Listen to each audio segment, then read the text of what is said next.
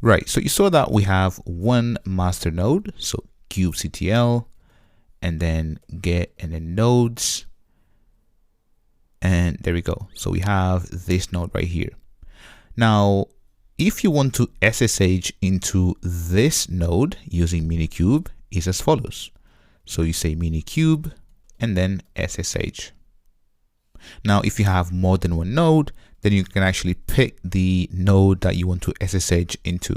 So here, if I say dash dash and then help, and you can see that we have some options right here, and we have this -n for node, and this is the node to SSH into. Defaults to the primary control plane. So we currently have one node, so let's just basically, so if I clear this, and then I can just type minikube SSH, and there we go. You can see that we are inside. Now I can say pwd, and this is the directory that I've landed in. I can say cd ... /... and I could even say cd and then /... and now I'm at the root folder. So pwd, you can see that I'm at the root, and I can say ls, and check this out. So this is the Linux file structure. So we have a couple of things here. So we have home, lib, stemp, sbin, var, user, root, so on and so forth. And also you can see that within bin, so this is where we have the binaries. Now, if I cd into bin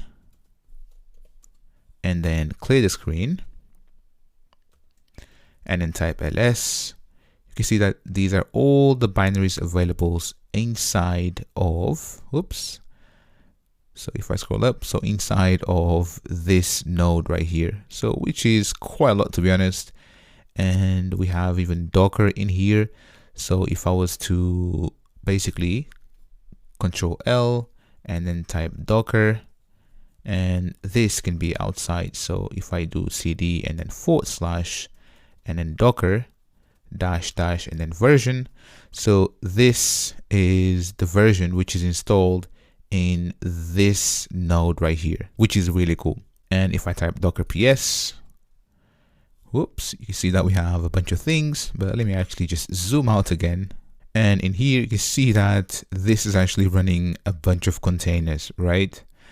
And you can see that some of them were up 10 minutes ago, others 29 hours ago. And basically it contains like everything that we need for this cluster. So the scheduler is here, the API server, the kube control manager, it's here, core DNS, so on and so forth. So there you have it. You now know how to SSH into the node.